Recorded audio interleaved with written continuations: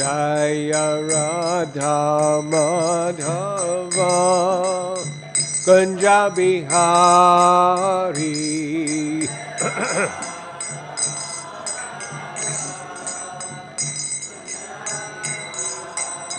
Jaya Radha Madhava Kunja Bihari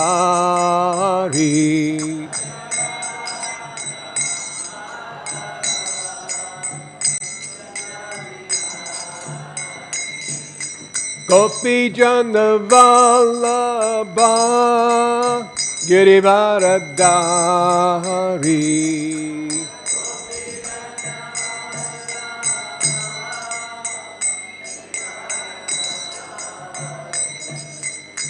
Gopi Jana Vallabha Girivaradhari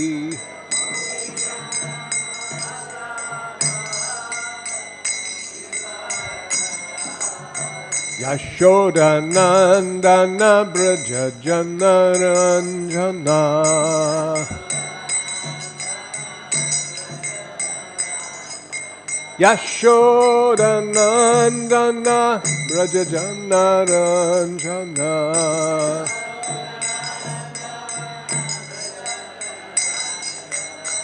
Yamuna Tiravanachari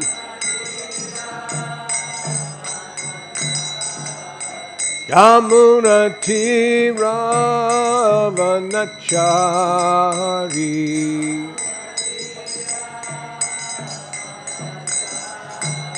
Jaya Radha Madhava Kunja Bihari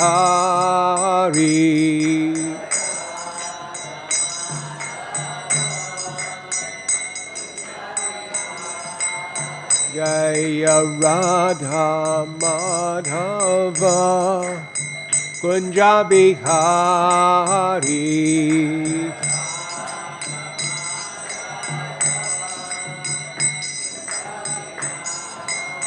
Jaya Radha Madhava Kunja Bihari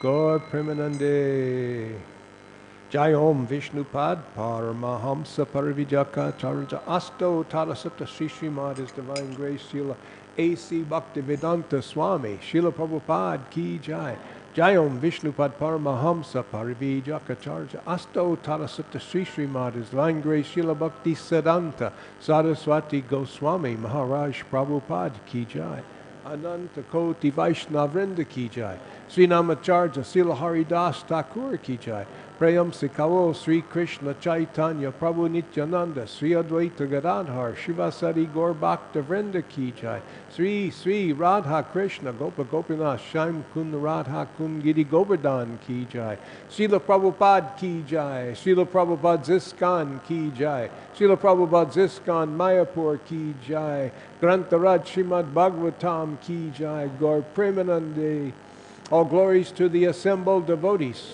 All glories to the assembled devotees. All glories to the assembled devotees. All glories, all glories. All glories to Sri Guru and Sri Gauranga. Namo Om Vishnupadaya Krishna Prastaya Bhutale Srimati Bhaktivedanta Swami Niti Namine Namaste Saraswati Devi Gauravani Pacharine Nirvisesha Sunyavadi Paschata Deshan Harine Om Namo Bhagavate Vasudevaya Om Namo Bhagavate Vasudevaya Om Namo Bhagavate Vasudevaya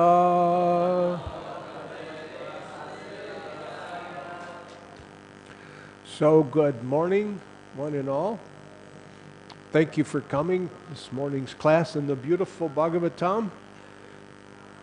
Today's class, third canto, chapter 12, verses 1 and 2.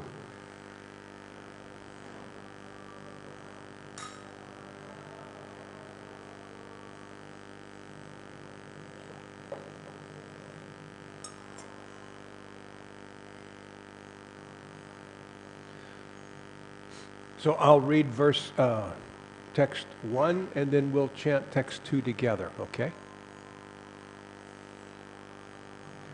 Maitreya uvāca iti te tarnitaḥ kṣattaḥ kāla-ākhyaḥ paramātmanaḥ mahimā veda-garbho yathāsrākṣīn nibodha. Translation. Śrī Maitreya said, O learned Vidura, so far I have explained to you the glories of the form of the Supreme Personality of Godhead in his feature of kāla. Now you can hear from me about the creation of Brahmā, the reservoir of all Vedic knowledge. So we can chant this verse.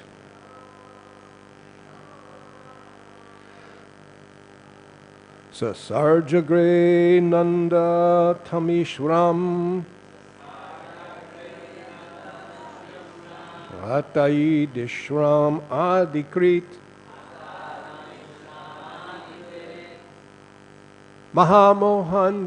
mohancha tamascha jnana-vrittayaḥ sasarjāgre ndha-tāmisram atha-ādi-kṛt mohancha tamascha jnana-vrittayaḥ sasarjāgre ndha-tāmisram ndha-tāmisram ādi-kṛt mohancha tamascha jnana-vrittayaḥ.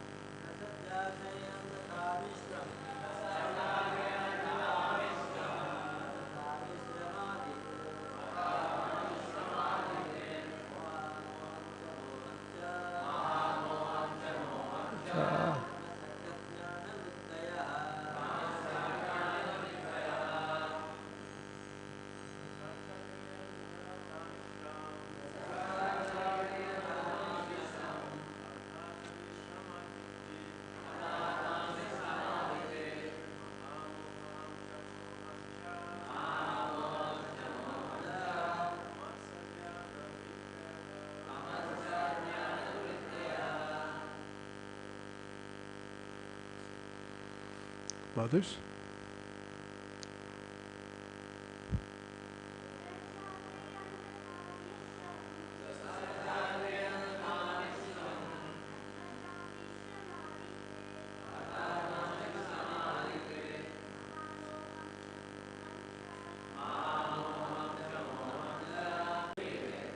the nescient engagements, like self-deception, the sense of death, anger after frustration, the sense of false ownership, and the illusory bodily conception, or forgetfulness of one's real identity. Purport by His Divine Grace, Srila A.C. Bhaktivedanta Swami, Srila Prabhupada.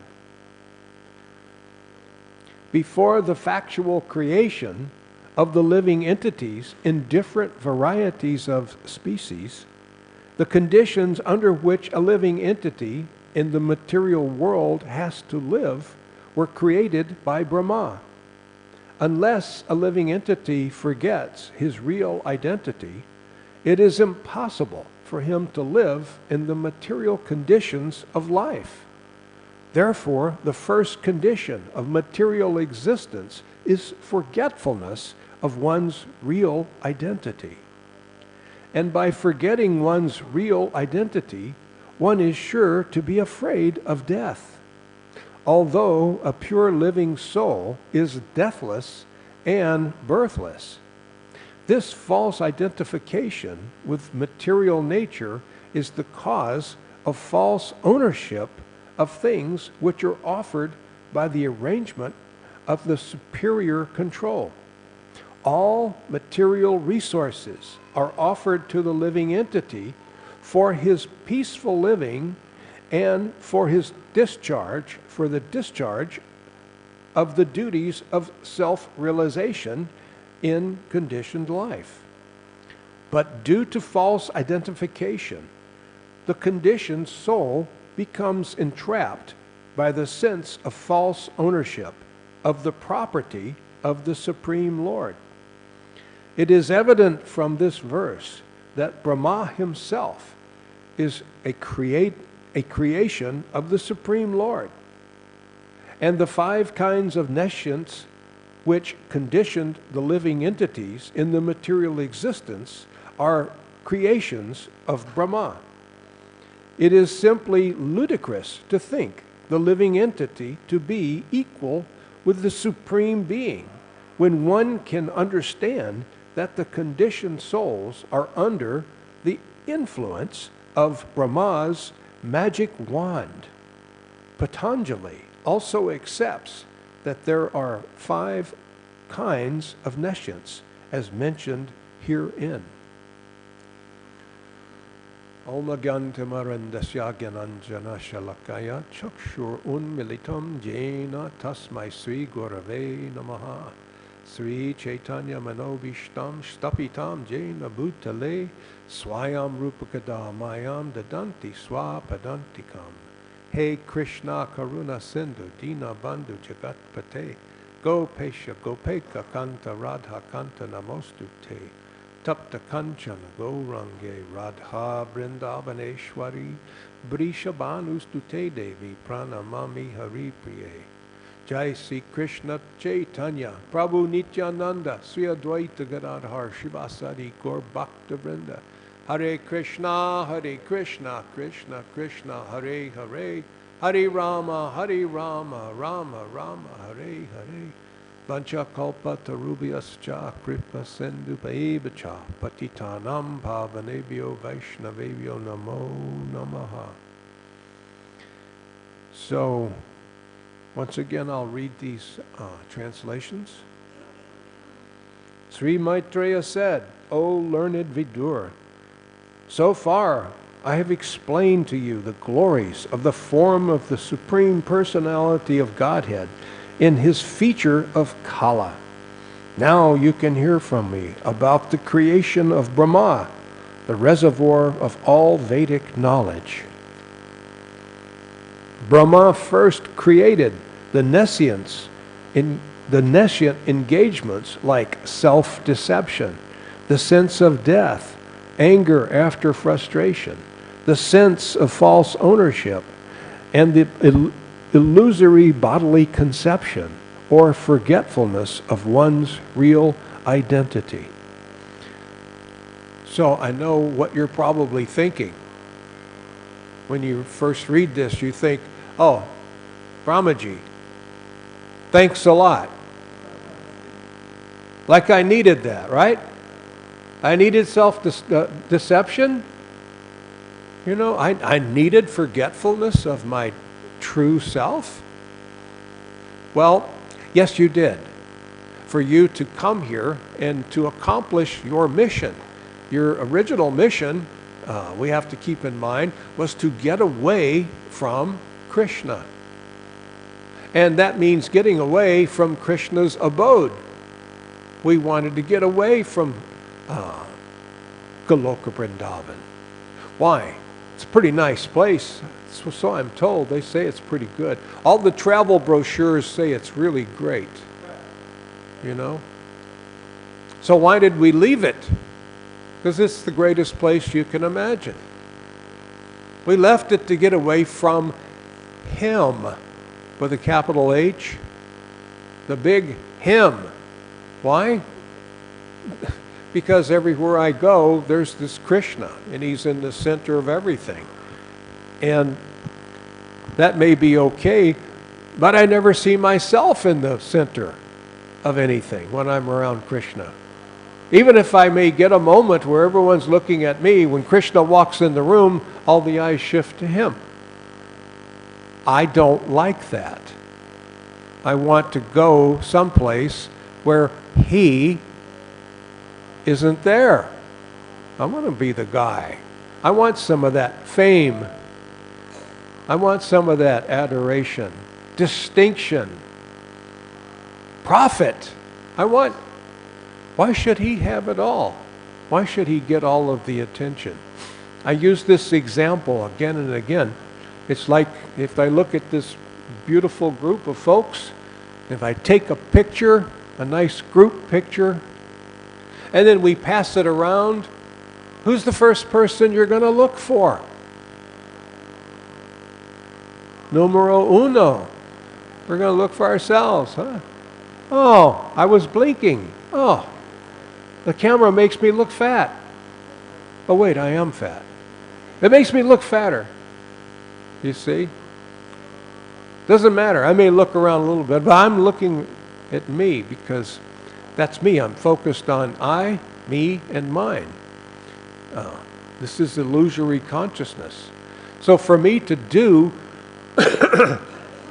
what I set out to do, which is to come and try to get as much attention in this material world as I can, I have to be introduced to these 5 nescient qualities of the material world.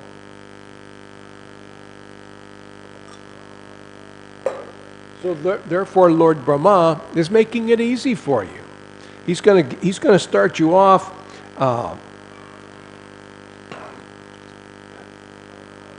with self-deception. He's going to give you Did you have that when you were back home in Godhead? You didn't have any self-deception, did you? You lived in a world of truth, absolute truth. You knew who you were. You knew what your service is. Your meditation was focused on what does Krishna want. So therefore I know what I want to do for Krishna based on what He wants. So that is the opposite of self-deception. I'm going to be me. I'm going to be my true self. I'm going to be honest with you. I'm going to shoot everyone straight. We don't know anything else. There is no element of self-deception or deception of anyone or anything. That's not the way that world works. So for us to exist in this world and to be successful in achieving our mission, we need self-deception. In other words, we need to be able to deny the truth to ourselves. I'm part and parcel of God. This is not my world. No, it is my world. This is my world. Isn't it? I can show you the title on my land. I have land. It says it's got my name on it. So I can prove to you, this is mine. So I have laid proprietorship to a piece of this world. False proprietorship.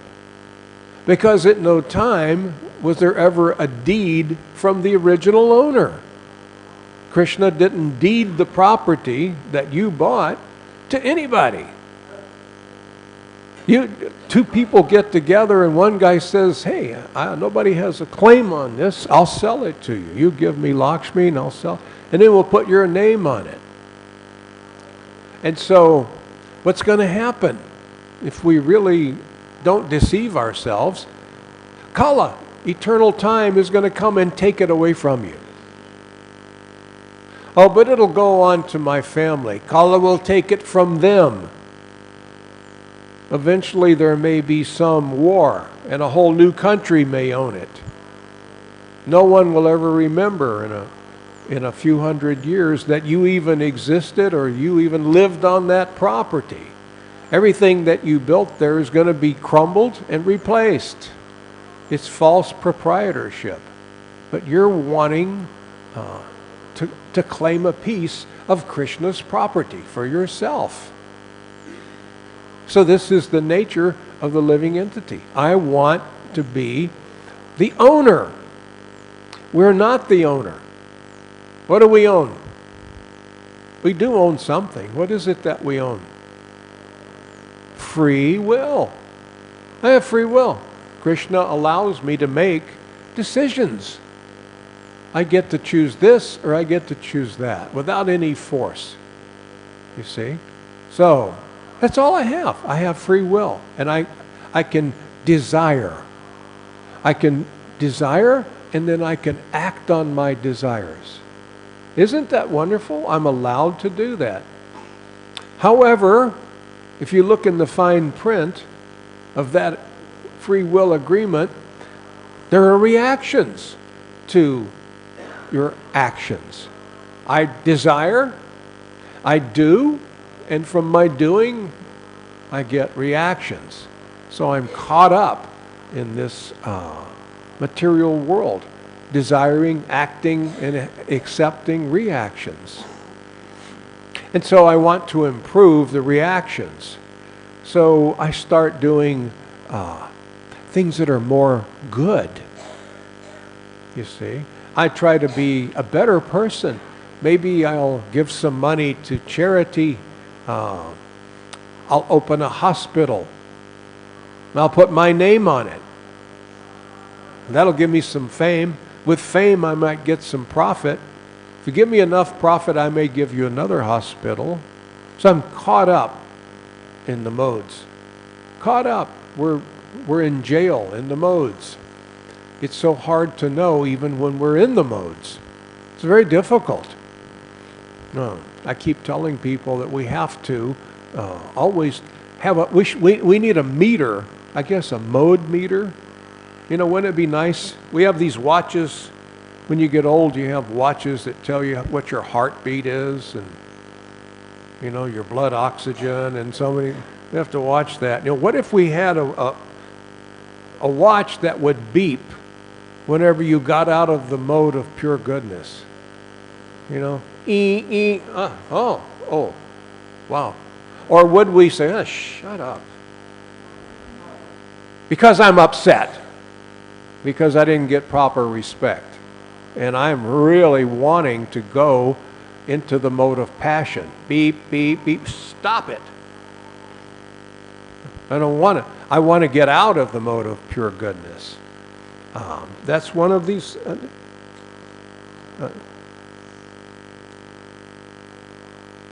A sense of anger after frustration. I'm frustrated. I didn't get, I'm angry. It's not like we're forced to become angry. When we become frustrated, when I'm trying to get something and there's somebody or something that's preventing me, I'm going to get angry. Why? I want to get angry. Why? That's like That's the icing on the cake. I deserve to be angry. I'm frustrated. Why? I just realized that I'm not in control of this situation. I'm not in control of you. I want to be in control of you. Why? I'm telling my wife, do this, and she's like, nay, nay. Oh, you're not under my control? Okay, now I deserve the treat of being angry. That belongs to me. I didn't like what you did or what you said. I don't think that you gave me proper respect. Therefore, you owe me the right to become angry at you.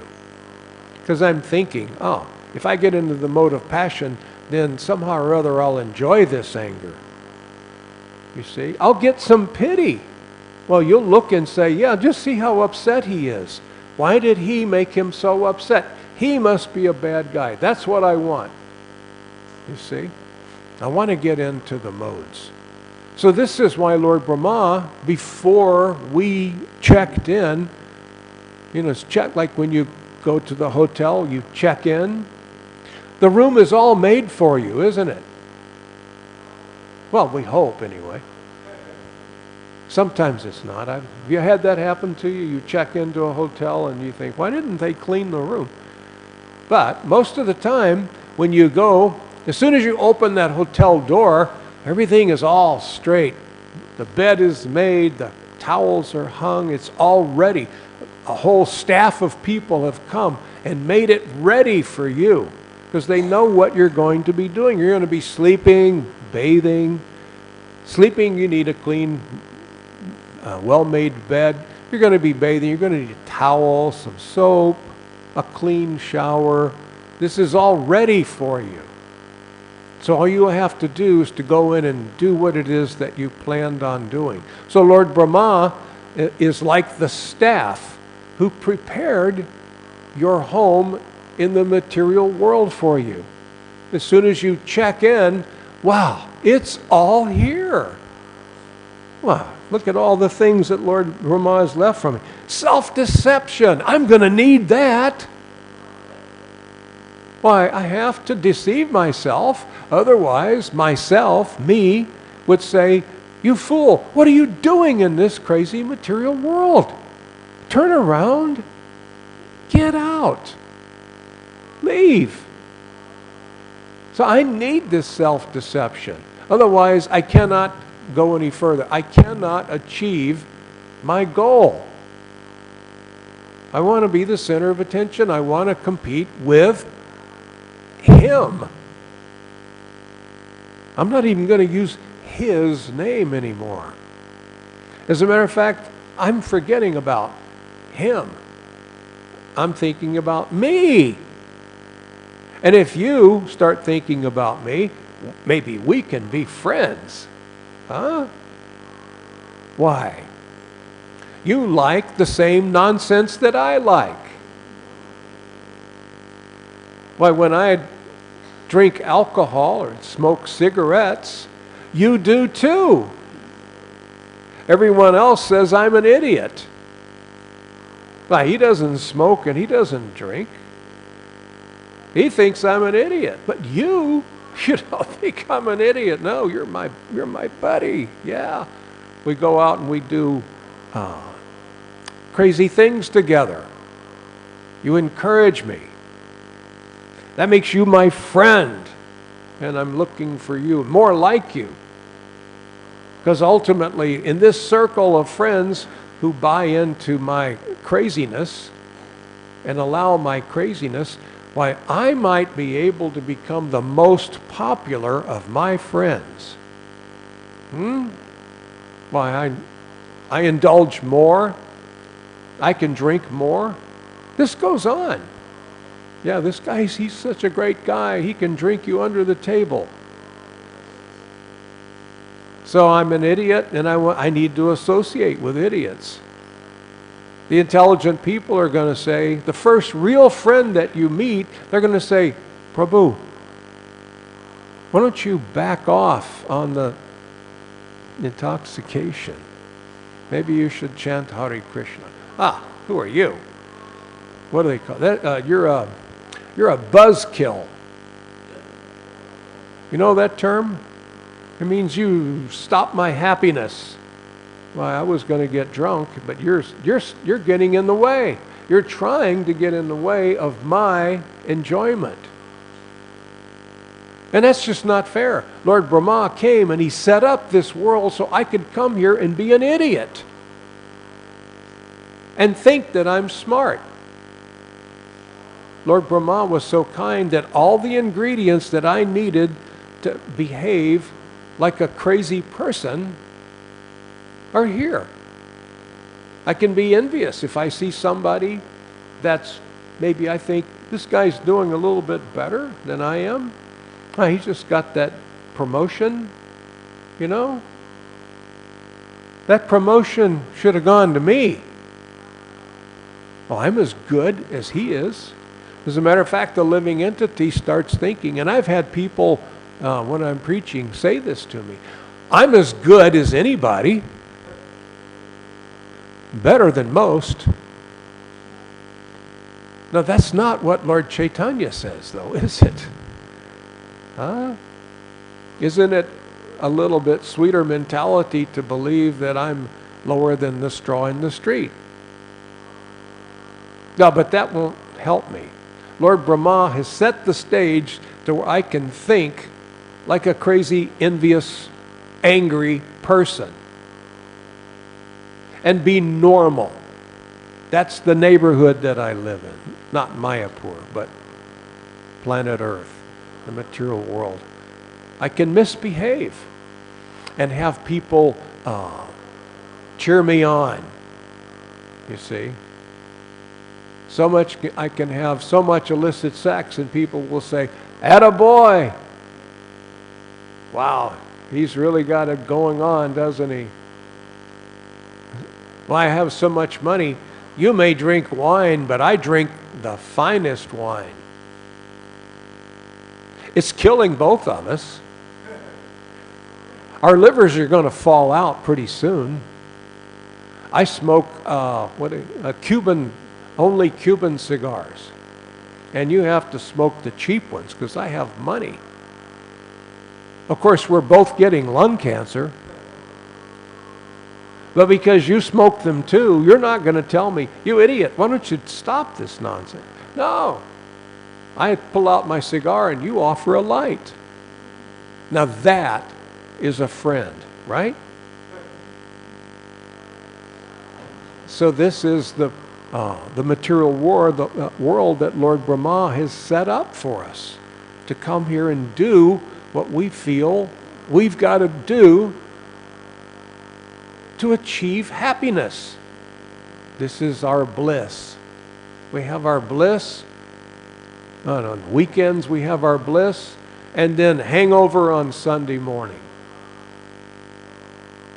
I had one preacher, one Baptist preacher that I was preaching to. He was saying, "Yeah, Sunday morning, so many people are sitting there in church and they're like,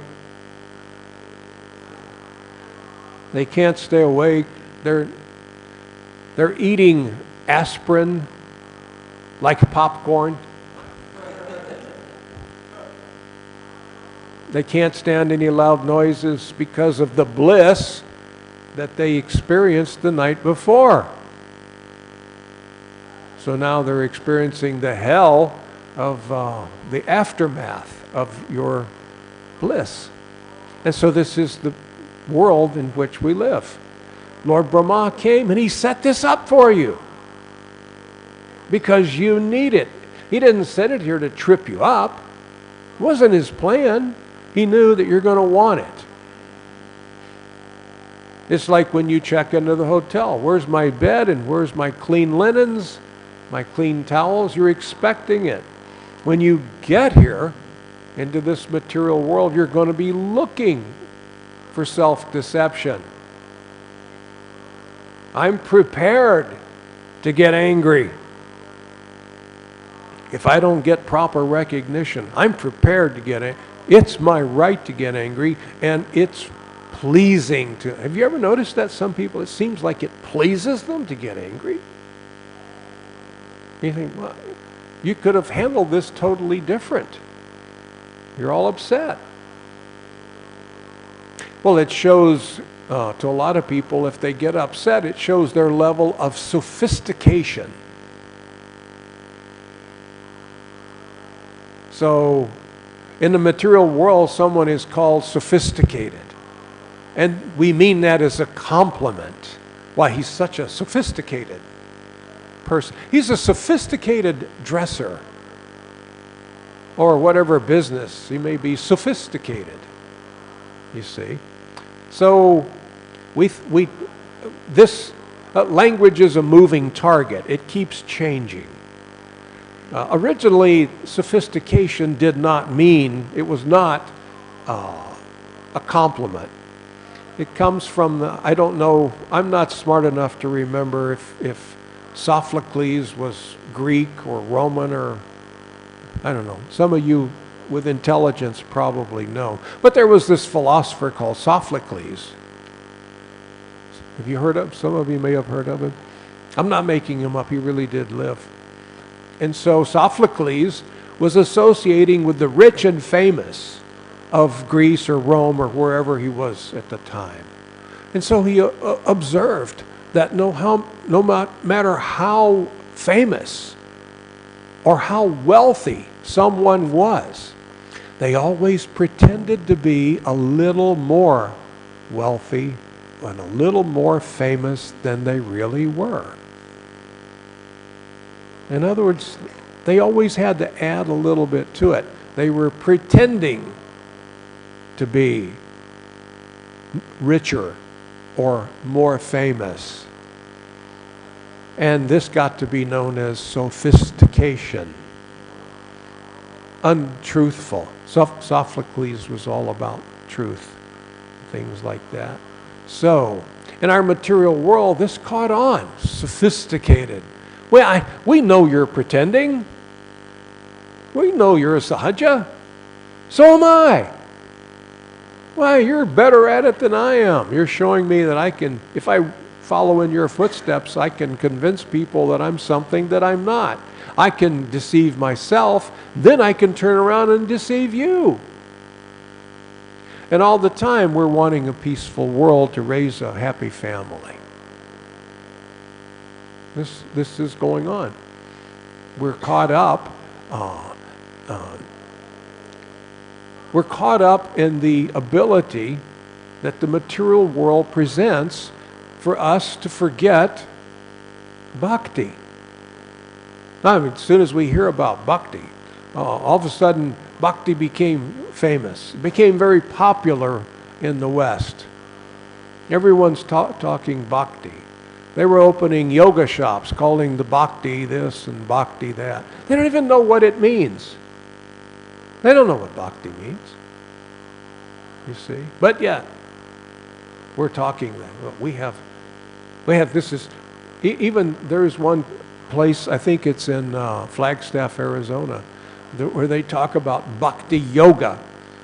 This shop, they have certain kind of yoga. These have hot yoga. And they have this kind of yoga, and we have bhakti yoga. They have no idea what bhakti means. But it looks real good on the sign. It makes you hip. You see? Oh, the more hip people, the more sophisticated yogis will come to me because I'm sophisticated. And we're all very good pretenders. So, this is what Lord Brahmā was so kind enough to do. This is his service to you and me. I'm going to decorate this material world with opportunities for you to attempt to enjoy while you're here. And so, but there's a few things that you're going to need while you're here. You're going to have to learn how to self-deceive yourself. You're going to, along with that, comes the fear of death. You have to forget who you are. You have to allow yourself to forget who you are. As soon as you forget that you're part and parcel of Krishna, and as soon as you forget that you're an eternal soul, You have no birth. You have no death. As soon as you forget that, you see death everywhere in the material world. And you think, this applies to me. Because by me, I mean this. I don't mean me. You see? I don't even know there is a me in there. A lot of times when I'm giving a class to a yoga group, I'll start out with a question. And I'll give the question to you. Let's try this and see. Show of hands, how many of you believe that you have a soul? Yeah. So when I ask that to the yoga people, 100%. Yes, I have a soul. And then I say, okay, you believe you have a soul? Then who is this you that has a soul? What is this soul that you have? Where do you keep it? Do you keep it on your keychain? Are you sure you brought it with you? Maybe you left it at home. You'll remember your phone, you forgot your soul. And it's something different. There's a difference between me and my soul. No, you are the soul. And you have a body. You don't have a soul. You are a soul. You cannot have a soul. You are. You have a body.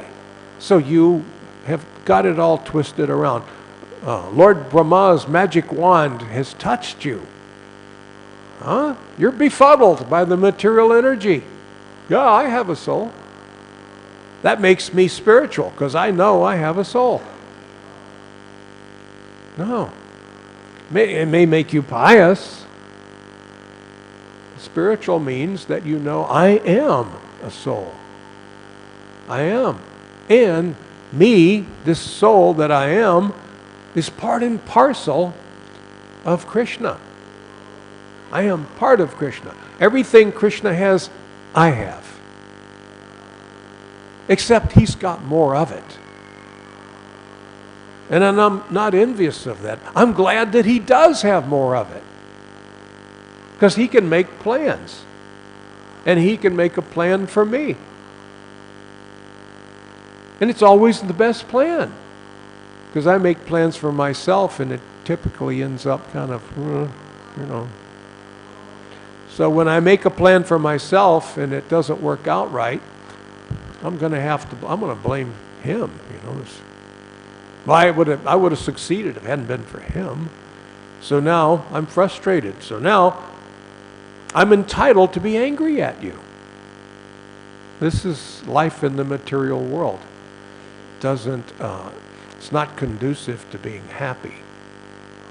So, all right, I should probably end right here and see if there are any questions or comments,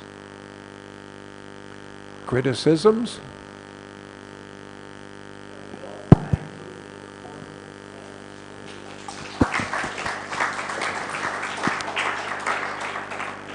Thank you, Rameshwar Prabhu. You're always encouraging. This is the nature of a true devotee, encouraging everyone, even someone like me.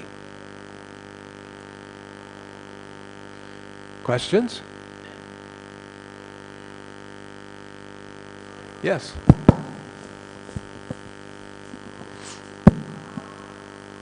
As I recall, Lord Brahmā did not enjoy or even like doing this service.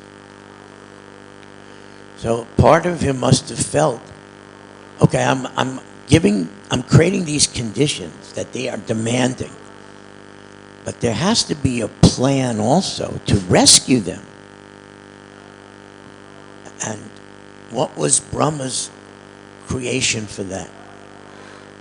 As time went by, the living entities started to come and they started to use these, what are they referred to? These nesciences. They started to use them. So, Lord Brahmā fully knew, correct me if I'm wrong, but he fully knew that Krishna is going to come in various incarnations. And this whole show is going to take place. First of all, the living entities will come here. They'll start to misuse the material energy. And so, as time goes on, Krishna will come to offer. It's like when somebody falls overboard from a ship. Somebody throws them a life preserver. Krishna will be here. But it's my duty now, although I don't like it, it's my duty. I think that's the next verse. Actually, Lord Brahma's thinking, I had to do this. I mean, I had to do this, but I don't like having to do this. But I'm setting the stage for Krishna's show to develop. This show is going to go on. You think that it's bad with these nesciences that I've laid out there? Well, we've got the solution coming, and it's going to be really sweet. Of course, most of you are going to reject, at least at first. So then there'll be more suffering. But then Krishna will send more. He'll throw more life preservers. He'll send his devotees. He'll come again in various incarnations. And more of you will accept. You will become devotees. You will become life preservers. But still, most of you will reject. And so this is the ongoing business of the material world. You've come here. We've made it possible for you to come here and stay here. Without these nesciences, Prabhupada says in the purport, you couldn't bear to be here. You have to forget your home. You have to forget your personality. How could you deal with this crazy material world if you're remembering Goloka Vrindavan? If you're remembering hugging Krishna, having Krishna in your arms. Well, you couldn't stay here. You'd come and look around and say, nah, forget this place. Get me out of here. Somebody call me a Toto. I'm out of here. You see? So there is a purpose. There's rhyme to, there's reason to his madness. It sounds like cruelty, but it's to help you. Then we're going to help you escape. Is that a good answer? Yes, Prabhu. Thank you very much. At the point of coming to this material world, I'm always in me very strongly, I'm rebelling against this idea that we started to be envious of Krishna or even hatred. How is it possible in the spiritual world to have such a kind of crookedness of the mind? So it must be something very subtle. Perhaps although spirit soul is all-knowing, he knows the material world, but in regard to really experience, you have to be part of it, and then two kinds of mayas start to act upon you to really know. It's almost like to appreciate heaven, you willingly want to experience hell. So, or for example, just like a curiosity. How is Krishna? What he feels to be so worshipped? So I would like to experience that. Like it is more kind of familiar to me that probably this way. It's probably there is as many arrangements or situations as you can imagine. It's not just hatred or envy, which probably develops later on. Like for example, your first subtle innocence thought moves you from the core of association with Krishna a little bit further and slowly further and further. And at some point maybe we got envious. Oh, why? So just kind of sharing my thought, which I just can't believe that I start to hate Krishna or envious such a gross thoughts on the spiritual world. Maybe it didn't happen to me. I don't know. I just can imagine that. It's probably subtle, gradual, and just open my mind. As this desire to be equal to or better than everyone, or most people, equal to Krishna, maybe better than Krishna, as that starts to subtly manifest, it's kind of like you want to leave. You want to leave Krishna's association. Rather than stay there and try to compete, we all know that I can't compete with Krishna. I've got to get away from here. I've got to go someplace where they've never heard of Krishna. Why? Maybe I can even forget Krishna. You see? Give me a place where they've never heard of Krishna, they've never seen Krishna, and I'm forgetting Krishna myself. Now that's a level playing field. I can compete there. You see? And every time, it's like Srila Prabhupada said, his God brothers became envious of him when he had some success.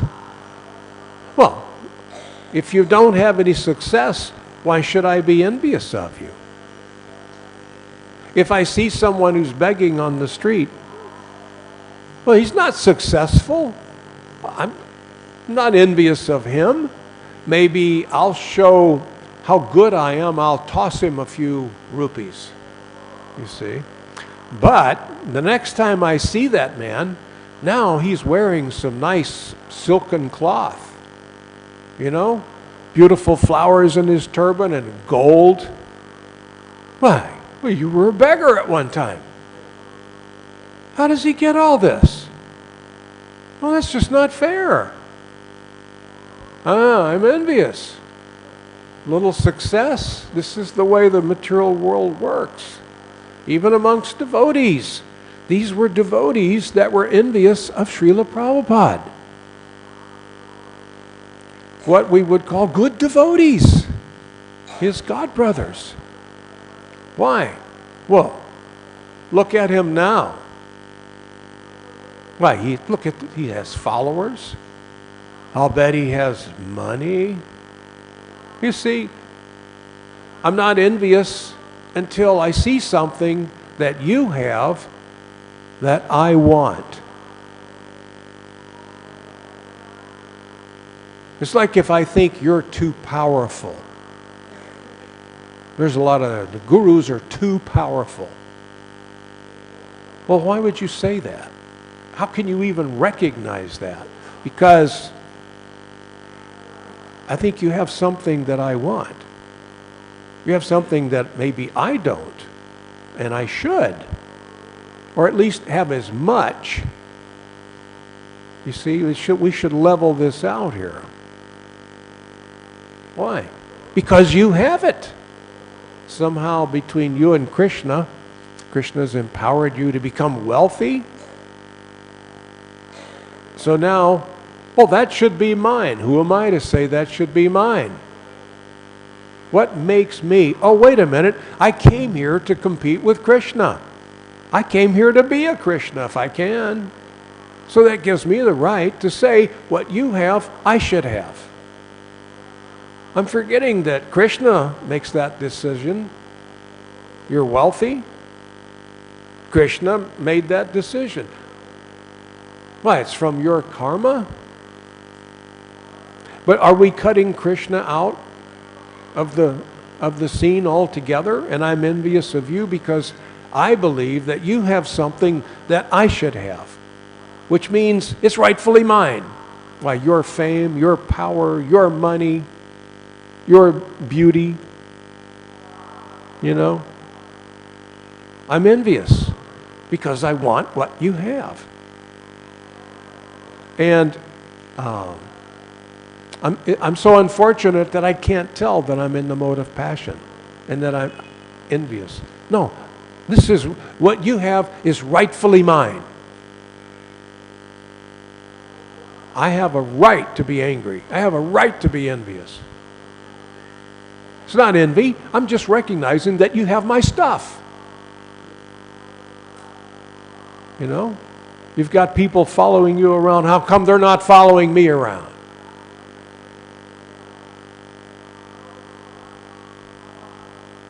Does that make any sense? Yeah.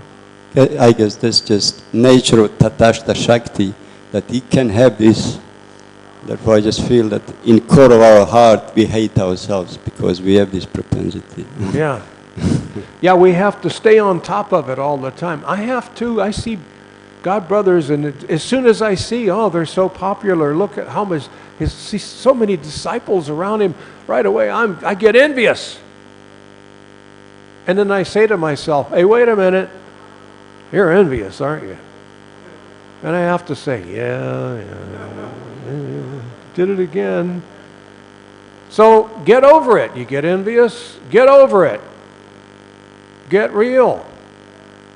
Obviously, between Krishna and this person, they feel that this is right.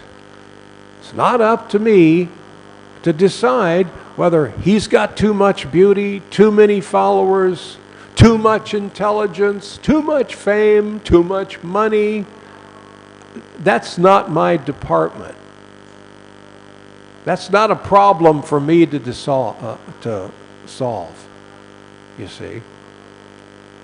Maybe I can just recognize that for whatever reason between him and Krishna, he's got it, and I'm happy for him. And if he comes after mine, Krishna will protect me, or not. But I go with Krishna's plan.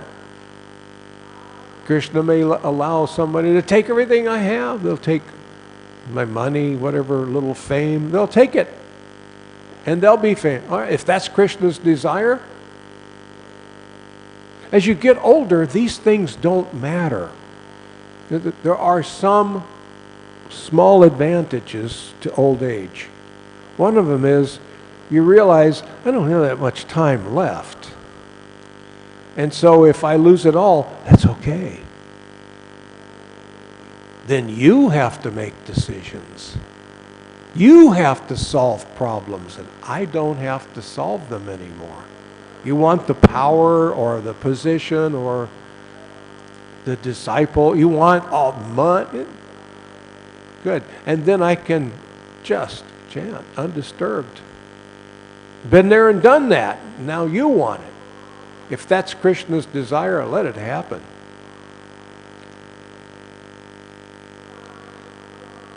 Tamal Krishna Maharaj used to say to me, sometimes we would be sitting and people around us would be very busy.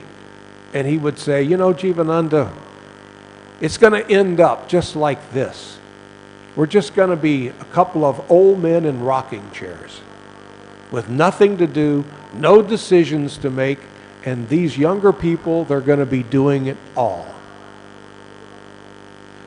And from time to time, he would say that. And then, one time in, I think it was the late 80s, we were in Los Angeles. And I happened to bring that up. You know, someday we're going to be like old men in rocking chairs. And he leaned over and he put his hand on mine and he said, Jivananda, that's not going to happen. We're not going to end up old men in rocking chairs. You'll be in the rocking chair, and I won't be there. I said, wow. So you'll be doing, not me. You see. And he was ready to let it go. When Krishna comes, you let it go. Just like he let it all go when Prabhupada called him. Come to Vrindavan. I need to get me Tamal. When Prabhupada realized how sick he was. At that time, he was in charge of the Radha Damodar traveling Sankirtan party, the Gita Nagari farm, the New York temple on Manhattan. So much. So many men, so much power, so much money. And he dropped it just like that. Just like that. Packed the bag, got on a plane, he was gone. And after Prabhupada left, what do you think he had? Absolutely nothing. No zone, no power, no money, nothing. So the GBC decided to give him his own. So, all right, I'm talking over and I shouldn't do that. So thank you all so very much. All glories to Srila Prabhupada.